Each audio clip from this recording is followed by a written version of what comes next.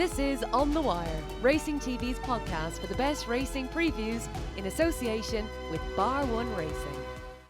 Hello and welcome to On The Wire with Dukey, Fran Berry, Will Reilly from the sponsors Bar One and Johnny Ward. And we're going to talk about 4 Irish meetings this weekend, go through what was an unbelievable performance really by St. Mark's Basilica, talk about that epic Dundalk meeting on the 12th of July on Monday, which is so sacrosanct in the region, albeit without loads of Northerners coming down this year for their holidays.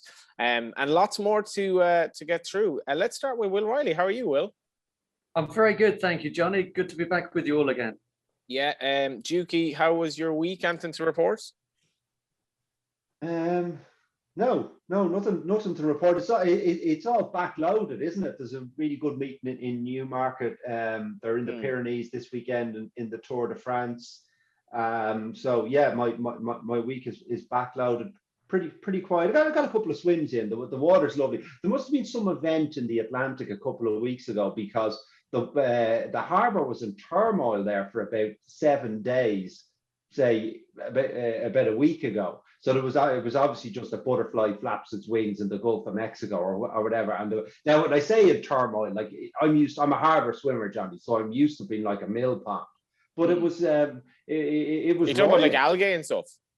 Yeah. Oh, sorry. There was a lot of seaweed pushed up as well, and the water was. I actually swam last weekend, and yeah, the water was gorgeous, but there was a lot of the old algae. Yeah, that was something. There must have been an event somewhere out in the deep, dark blue sea, and it affected us. But it's finished now, and the water is crystal clear and like a mill pond. So I've enjoyed a couple of swims, but nothing to report really. What's going on, Fran? It's good, Johnny. Yeah, very good. Off to Kilbeggan later on for the big meeting of the year there, and good weekend's racing. The Falmouth, and most people listening to this will be over. Hope Mother Earth has won it, and that'll kick the weekend off. Hopefully, good. And in fairness, we were all on Iowa last night, which brings me to a little bit of a conversation about Colin Keane. After the few weeks that he's had, another brilliant ride from the front. Does he end up riding at Ballydoyle sooner or later, in your mind? I can't see it happening in the shorter term. I think for himself, it'd be good if it didn't happen. Maybe, he's a similar age probably to Jamie Spencer was when he took the job. And sometimes it's better to be on the outside looking in when they want you than being there all the time. And Ryan Moore is right at the top of his game this season. And if Ballydoyle have some sort of arrangement that Colin can fill in for him when required or ride the other ones, I think it worked very well for both parties at this stage, yeah. I guess he broke new ground, Dukey, winning the Grand Prix de Saint-Cloud on Broome, obviously winning Group 1 for Ballydoyle. But you're firmly of the mind that the more the merrier, basically. Yeah, well, I was a little bit surprised that more wasn't made of that ride on Chiricahua last night. I mean, what a peach that was. Goes out, gets the lead, jams on down the back, kicks for home, turning for home. Wait to watch you back to Iowa. Well, indeed, but I mean, it was just such a beautiful ride. It was you cannot do it any better than that. And obviously, he's a hugely talented jockey. But Brian Moores is just the governor. I was struck by this in Ascot when Oisin Murphy got disqualified on Dragon Symbol in the Commonwealth Cup, and the reason was because he took the chance that he would not change the horse's leg, because he thought, well, if I bump the second, I probably won't lose it in the steward's room. And that's a legitimate theory. It would work out nine times out of 10. It didn't work out this time. But Ryan Moore riding Dream of Dreams, he was hanging into Glen Shiel. Moore saw this happening, and about a furlong out, he yanks him onto the right-hand lead. He's strong enough to do this, and then rode him on one rein for the last furlong with the horse trying to hang the other way. He's just an absolute animal. You can plug him into any international situation. So I don't understand why, if Ballydoyle have the best jockey in the business, why they would change.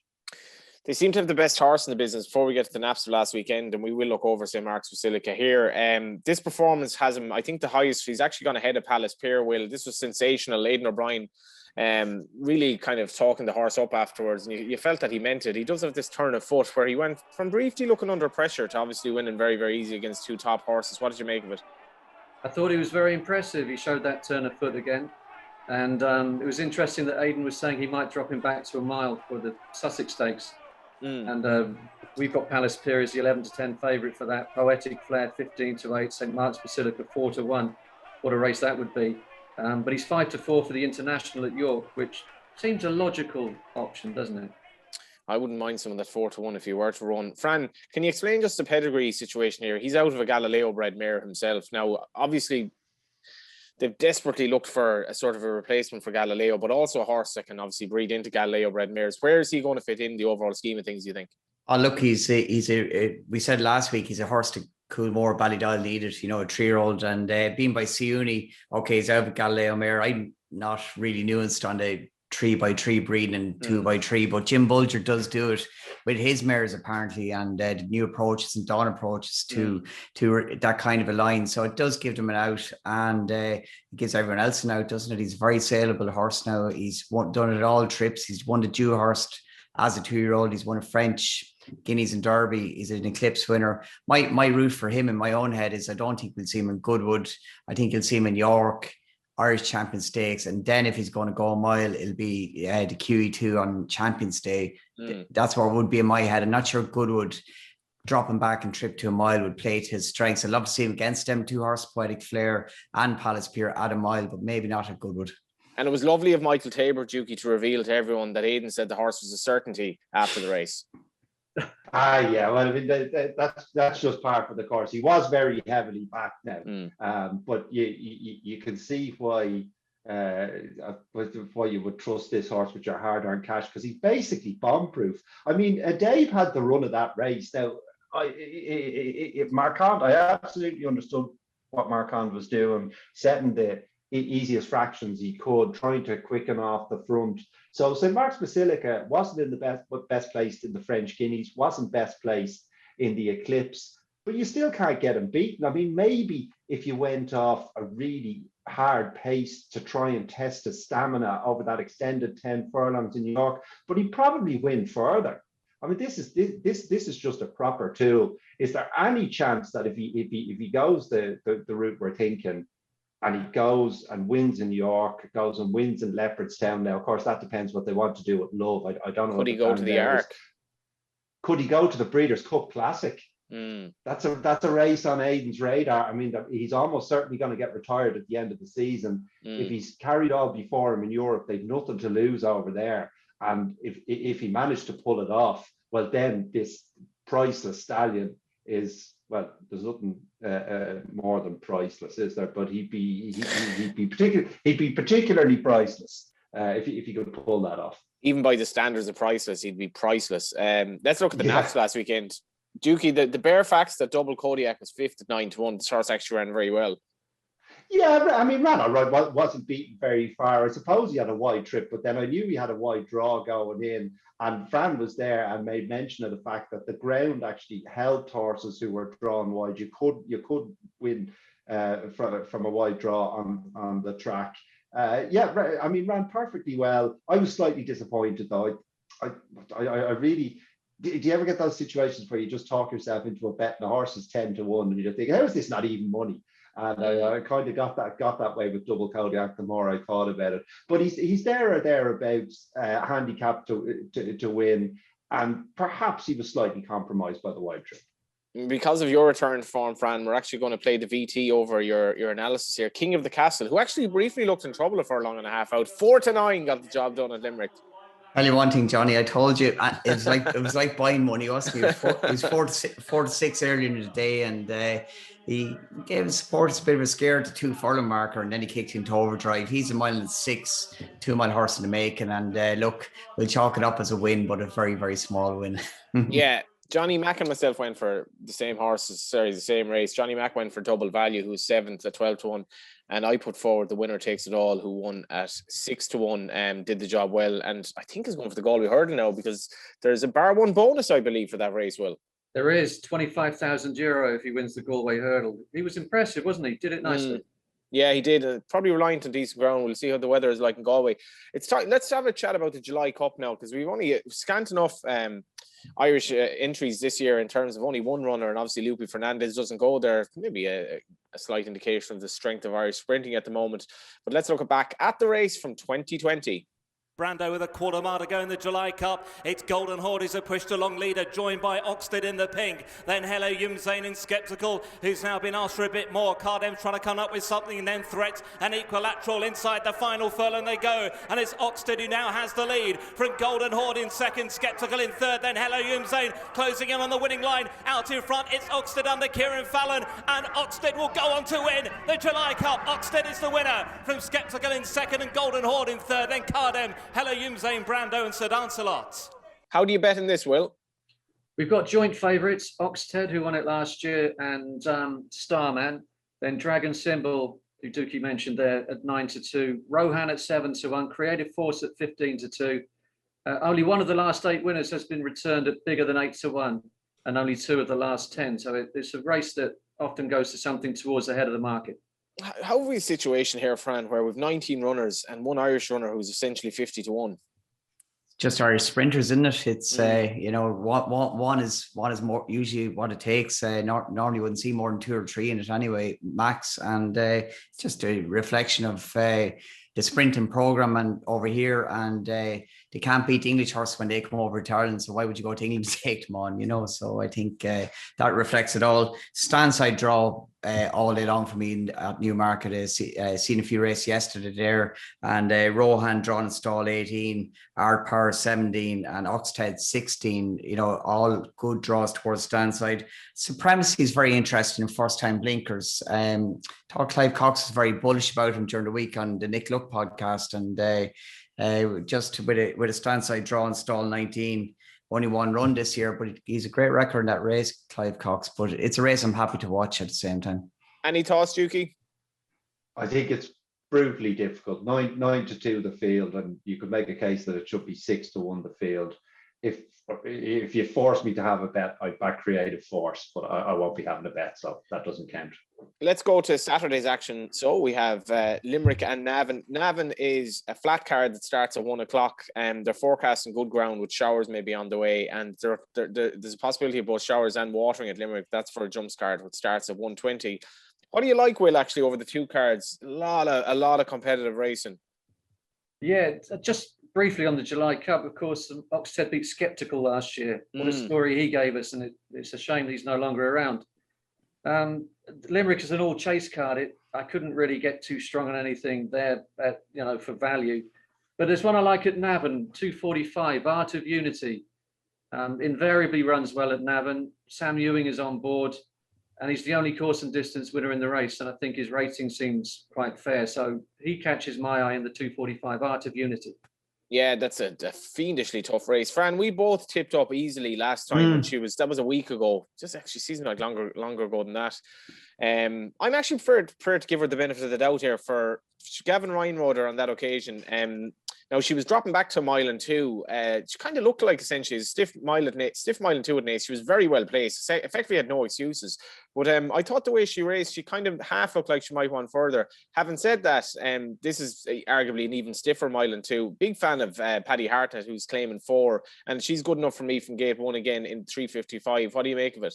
That was the one I was liking. She got £5 now for running at Naas last week. I think the handicapper took the view that this one is in too lenient, and the fact she finished third. Obviously, listen to the podcast. Exactly. Well, I'm sure Gary and Mark Border, avid listeners and viewers, yes. But easily look, even off £5 higher mark, I think she'd be far sharper for that run in Naas, and Navan should play to her strengths more. She was finishing on really well at the death. I think the £5 won't be enough to stop her, and she'll be hard to beat. In the 210, it'll be a short price favourite, but Geocentric, Jar Lyons' Kodiak filly, ran very well on debut. She's a quick enough turnaround, but it doesn't look that strong a 2-year-old race. And in the 320, that's a cracking that's a cracking winners race to 320. Isle of Sark on a retrieval mission somewhat after disappointing the last day. Ottoman Emperor, a horse I like a lot. Shane Kelly takes the ride as Ben Cohn is away, I think, in York. And Tazaral was very, very impressive at Gorham Park. And Thierry Music also proper tight 5-runner race. Ottoman Emperor could be the value again, Johnny. I think he's value for what he's doing at this trip, and a stiffer track, a test at Navan should suit him very well. Yeah, just before I get to Dukey, in the 4:30, they've divided that handicap. Now, I put forward Cha Dancer on the website last Saturday. She ran an absolute shocker. She never raised a gallop after what I thought was very eye-catching run at Ballon Road, but she's now running again a week later. She is running off a mark of 59. Now, last week she was 62, so means dropped 3 pounds. Robert Weirty, as we spoke about last week, this is a very good rider. Probably going to be about 33 to 1. I'm definitely going to chance her again. It's interesting that Chris Timmins, and he's only had a couple of runners that he's got off the Coyle yard, I think, but he had a really eye-catching runner, Giselle in Leopardstown, that last night, which I think you should keep an eye on as well, but maybe have a few quid on that. Dukey, your thoughts on Saturday's offerings? Well, I actually had a look at Limerick, the things I do for you. God, that's an impossible card. Although, here's some news for you. Gin Online will win. And I don't watch it. I don't watch a lot of summer jumping, but I will watch her because she's a spectacular sight. Full flow. She is, to be fair. She's lit up the campaign so far. Yeah, no. She's a proper mare, a sight to behold. But she'd be about 4s on, so that's not news to anyone. I agree with Fran about Ottoman Emperor. I think he's a lovely horse. He'll probably get a lead here off Matchless. This promises to be a strongly run race. And if he has to go and make his own run, and we saw he could do that in Goran. So agree with Fran there. And the other one I thought was of some interest. Well, my nap is in Navan on Saturday, but I'll hold that back. The other one I thought was of some interest was this Baronial Pride in the 355, making his debut for a rampant Joseph O'Brien. So he was rated high 80s at his peak in the UK, gets in off 76 here, has gone well fresh in the past.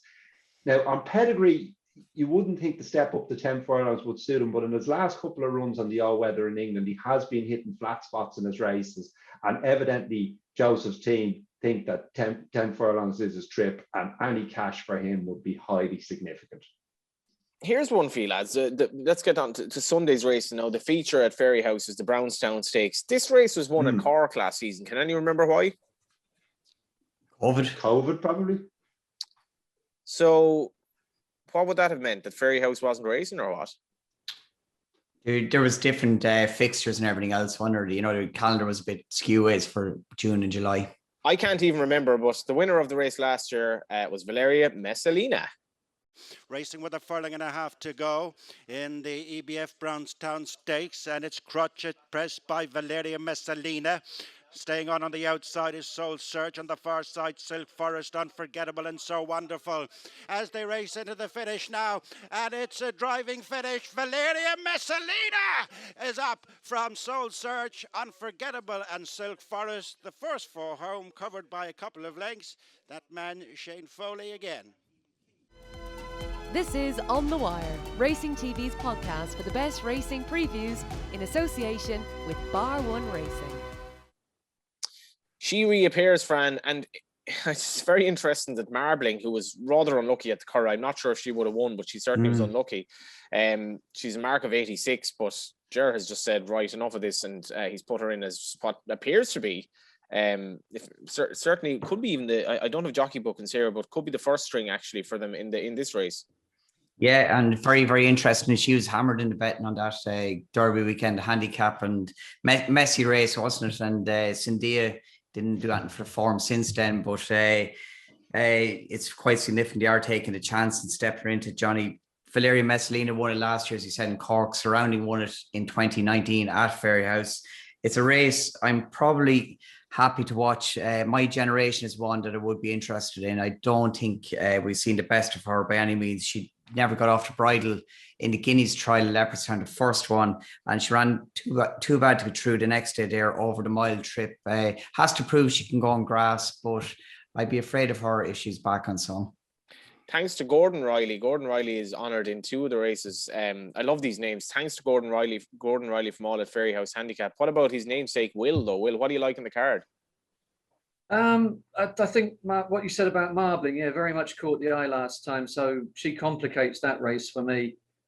If I could quickly mention there are some interesting Irish runners on Saturday at York. Johnny Murtaugh's got a couple. Urban Beat in a listed race, and Sonny Boy Liston in a Group 3. I thought they might go well. You mentioned Miss Amulet in the July Cup, but she doesn't look to have a strong chance. But Only Spoofing runs again. He runs at Ascot, and I could see him going well. Megan Nichols has been booked for the ride, second in the dash, and formed the view then that a track like Ascot might suit him, a little bit stiffer. And so I could see him going well at Ascot on Saturday. Yeah, only spoofing doing his young trainer plenty of service since I think he's in his third or fourth yard at this stage. Dukey, have you had a look at Fairyhouse? Yes, I have, Johnny. Very brief look, and I even had a look at Sligo. The things I do for you. I was shocked. I tell you, to see this marbling running here. This is a shocking bit of placing from Jer, but very unusual for him. It must be the nebulous track. To be fair now, when this filly was acquired, I think you were extolling the purchase on the basis that she's a pedigree by Kingman. They want black type. So you can see the attitude argument here. So does it really matter if she wins a handicap to Sean Jones, for argument's sake? Well, it totally does matter. They left her off to win $100,000 handicap in the Curragh. Like it was a plot, I'd say, quite a bit of time in the making. Now, again, to say she was unlucky, so there were 15 runners in that race. I think 10 of them were unlucky. So I'm not going to say that she would have won. But could they not wait for another valuable filly's handicap? I mean, we won't get into it here, but I mean, black type is a completely bogus concept anyway. But they have done well. 42,000 to get her a Kingman filly, and I think she'll run well and blow her mark of 86. I'm a bit disappointed in Jer, but anyway, he's got a lot of goodwill in the bank, so we've let it go. So this race I thought was really tricky. Pearl's Galore rated 170, Valeria Messalina rated 107. I didn't think either of them would have to run to that to win, and they probably won't. Pearl's Galore, perfectly good comeback, well drawn for a filly that likes to race handily. I thought she might just do enough to win, but no strong opinion. Grant, you can hold your thoughts on Sligo. I'll hold my thoughts on Fairyhouse because my nap is at Fairyhouse. It's actually running in the 5:05. You're right about black type, Duke. I mean, in this day and age with computers, everyone has a phone in their hands. You know why it's a complete and utter anachronism, but still it matters, Fran. It does matter, but there's different levels of black type, isn't there? You can be third or fourth in a list race and it counts as being third of 20 in another list race. You know, it doesn't tally really. But with giant computers now, you can break down the form and see how it stacks up. Just on that Fairyhouse card, lads, first race, Ultramarine. Joseph Bryan's ran very well in debut at Fairyhouse, far too keen behind that really good 2-year-old of Beauty Inspire last week at the Curragh, back down to 6 furlongs. I think he'll take beaten in the first race. And the 2:10 race, I don't know if you see Mrs. Bouquet last week again, but it was a hard watch. The Mrs. Bouquet absolutely unlucky.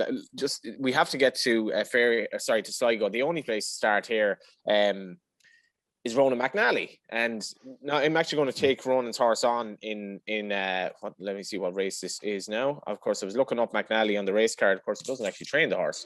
4:15 Sligo. The 4:15 Sligo. So I don't know if you saw the story during the week, but he has some sort of leasing arrangement with these David Dunn horses. Now, I don't know what you make of this, but we remember all class was back from whatever it was, 100s into 9-2 at Navan, something like that anyway, and won again at Gorn and won at Roscommon. And there's the other horse of David Dunn's that landed a big gamble recently, if you remember the name. Was it won a handicap? One Punchestown, didn't it? Yeah. Anyway, so I don't know, did you read the story? I think you read it, Dukey, anyway. There's a sort of a leasing arrangement going on here between Ronan and David Dunn. Yeah, I don't really. I knew less after I read the story. It all seems a bit strange to me, and I couldn't really get a handle on it. But their horses will still improve for cash, no matter whose name is on the license. I've kind of reservations about all this stuff. I know Ronan has a permit holder, so he's limited in the number of horses he can train. But in any event, in that 4:15, all class going to be very, very short price. So I'm going to take her on with a horse called Nutteridge, trained by Mark McNiff, who trains local to the track. This horse was well backed at Downpatrick last time, ballooned his hurdles, and if you saw coming down the hill, how he could manage to finish third was actually amazing. He's not long with the yard. He was well backed on that occasion. There are different actual hurdles in Sligo as well. They're the easy fix, which might suit him. I'm speculating here, but he didn't jump the conventional hurdle as well at Downpatrick. Now I think he's very interesting against all class. But it's quite an interesting card, Fran. It is, yeah, a good competitive card there in Sligo. Ground to be key. Since done the drainage work in Sligo, the ground get very quick. Massive difference. Yeah. Get very, very quick. And I'm sure they'll be watering because of the jumpers in the morning, but you have to factor that into the equation. It used to be a track where if it's spitted rain, it goes soft or heavy. Yeah. It's totally changed now. And but only one horse I really like in the third race, that Mayor's Novice Handicap Pearl. Number 2, Butterfly Vespier, trained by Peter Fahey. Paul Townend riding that one, a mark of 106 for winning it Downpatrick. Paul Townend doesn't take many outside rides. He went to Roscommon during the week and won him Punter's Poet, wasn't it? And I think that's quite significant. And the Peter Fahey team seem to be coming good at this time of the year, leading to Killarney and Galway. Not a bad little race, but 106 definitely for an easy winner, Downpatrick. What do you like, Will? I must admit, I haven't had a good look at that card. My eye was drawn to Deauville for the Group 1 Prix Jean Prat. I haven't seen the final declarations, but there were 4 Irish entries at the initial stage. So Battleground and Wembley for Aidan O'Brien, Laws of Indices for Ken Condon, and Thunder Moon for Joseph O'Brien. I could see Wembley coming back to form if he takes part in that race. And I know you wouldn't be keen on Battleground, would you, from previous conversations? Yeah, in fairness to Battleground, he didn't run badly the last day, and I thought he kind of ran. Huh? He did. He ran well. Yeah, it was the Warfront. It's the Warfront thing. That's the first time tongue tie. Yeah, I mean the Warfront. I'm every time the likes of Gerald Beam the other day, Fran. Every time one of them runs now and you're on TV, I'm just waiting for your euphemistic kind of coverage, because you never really say it. That they're just absolute disasters of horses. Like it's time and time again. And Dukey, surely you're convinced at this stage. How many of these frustrating maidens who don't train on can I show you to convince you? No, but I mean, how many top class horses has he had? From top class mares. The USA, yeah, but he's 150 bags. He produces beautiful looking stock. It's like the horse in The Godfather. They're almost too pretty. They're almost too pretty to race. But of course, you cut the head off every Warford. They're 150,000 to cover, Johnny. Seriously, that is possibly the best analogy regarding that stallion I've ever heard. But anyway, let's get to. They do well at Dundalk. They seem to need fast ground. That's the thing. Yeah, I agree with you. I think if all weather racing was at every track, they'd probably do okay.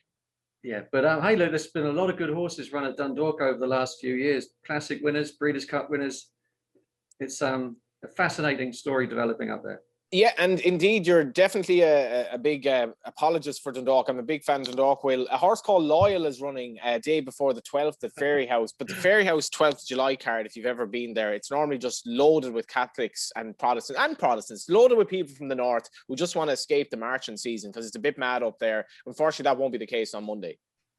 No, it's a good card to look forward to, though. I try and stay out of the politics as best I can. Dukey likes a good march, doesn't he? I only wish there was a march. Things are getting worse, but we won't talk about that as well. Do you like Anthony up there Monday, Will? I do actually. Handle, if it runs in one of the maidens, I think he'll be suited by the surface up there by Pioneer of the Nile. And a horse I absolutely love at Dundalk. He's in the 4:30 race, although that could change if they add an extra race. Chateau Moussard. He's won on 4 of his last 7 visits to Dundalk. He loves it up there. And I think he's still on a decent enough mark. And Chris Hayes, you mentioned Colin Keane earlier, brilliant jockey. I think Chris Hayes has had the most remarkable last 10 months. He was riding Winners for Fun up at Dundalk, and maybe that gave him confidence that he's brought into the turf season. I just think he's been brilliant this season. Yeah, top rider. And in fairness, Chateau Moussard, evoking memories of cold nights at Dundalk, watching the TV, which is a long way away from the hot weather we've had. It's time for a nap. So let's start with you, Dukey. Yes, 5:05 in Navan on Sunday. So this Rodney Bay, interesting horse, 1 off 54. What happened the last day? I backed it the last day. What happened?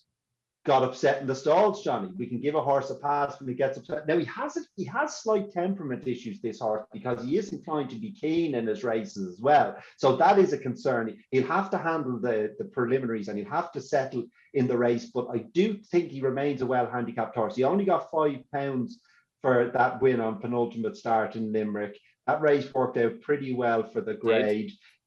I like you, fancied him the last day, backed him. We weren't alone. He was sent off 7-4, to be fair. But as I said, got upset in the stalls, give him a pass. Drops to 10 furlongs here. I don't hate it because it's a 20-runner race in Navan. Stamina always at a premium in Navan, should be running a decent trip. And he, hopefully, if he settles well, will be finishing better than anything. And I think he's a well-handicapped horse who will prove the form of the last day all wrong. Keep the faith, JW. I might, Dukey. I might keep the faith. That evening evokes so much hatred in me for the English football team, because I done sizable enough 4-timer 3 League of Ireland teams that won with their head in their chest onto England to beat Scotland. Couldn't beat Scotland, let my accumulator down, and on the same night I backed aforementioned horse who disappointed as well. Was one of those nights. 5:05 for me is going to be my nap in due course, but let's get to Fran's first. I will give Miss Bouquet on Sunday in the second or third race that she runs in a good shout. She's run well in Fairyhouse before, but I think Ottoman Emperor in that 320 on Saturday is going to be a price, because you got Tazaral, who won a week maiden but done it in very good style. I think him and Isla Sark might just make a market where Ottoman Emperor could be a bit of value, and I do think this is a really progressive horse, and the extra half a furlong on a stiff track, and as Dukey said, Thierry music, matchless pace angles in it, it could suit him very well. Yeah, and my nap before we get to Wills, who's a 100% record, is April's Joy, running in the 5:05 at Fairyhouse. The last race actually at Fairyhouse. Gavin Cromwell had a good flat winner at this track during the week. She's running off 48. Last time she was running over hurdles, she's running off 105. She's a very genuine horse, and running against the likes of Frano, who somehow won the last day, despite the fact he clearly doesn't want to win. And Futurum Regim, who's been very frustrating. I don't think it's much of a race. Alexei Vronsky is an interesting horse in that race as well, obviously, as a juvenile maiden hurdle winner. But Will, let's maintain your unbeaten naps record. Johnny, very quickly, if I may, say that Bar One Racing will be boosting the price of the favourite on the live shows in every race at Chester on Saturday, Salisbury on Sunday, and Dundalk on Monday, and paying 4 places in the big race at Newmarket on Saturday, the Group 1 Darley July Cup, and 5 places in the Bunbury Cup. That rather reminds me of, when you used to listen to like local radio back in the day, and someone would be on, someone had punter had rung in, and she'd say, can I just give a shout out to, and she'd list all these people, and obviously it's a request to the DJ. Can I actually do this? But she just does it anyway. So the DJ says, well, you've actually just done it there. So you've asked me, can I say hello to 10 people? You've wasted a minute of the show, and I had absolutely no recourse. So yes, of course you can, Will. And what is your nap? Navan Saturday 2:45, Art of Unity. Invariably runs well at Navan, and he's the only course and distance winner in the race. But I'm looking forward to Chateau Moussa at Dundalk on Monday, and also seeing Freewheeling Dylan running the Midlands National on Friday night. He's got such a good record at Kilbeggan. What do we have for the weekend, gents? I'm going to watch the racing tomorrow, and then I'm going to a barbecue on Sunday, weather permitting. I think the weather's set pretty fair for the weekend, isn't it? Fran? Work mode off to Kilbeggan tonight, day off tomorrow as such, and Sligo Sunday. So on the jumping beat this weekend, some good cards, and back to Dundalk on Monday. So I'll go. Probably a few war fronts to talk about there. Will, thanks for coming on the show. Have a good weekend as well. Thank you very much. You too. Yeah, that was a very enigmatic renewal, one might argue, of On The Wire. We've had some good luck of late with our naps, and hopefully we will this weekend. Be lucky, and we'll be back to you next week. Thank you for tuning in to On The Wire Racing TV's podcast, brought to you in association with Bar One Racing. And if you enjoyed the show, don't forget to leave a review, give us a like and subscribe so you don't miss the next episode. And this podcast is available on video format in all its glory on YouTube. And you'll also find us on racingtv.com and on audio at Apple Podcasts, Spotify, and numerous other platforms. Don't forget, if you are having a bet this weekend following any of our selections or so on, gamble responsibly, and do visit begambleaware.org for more information.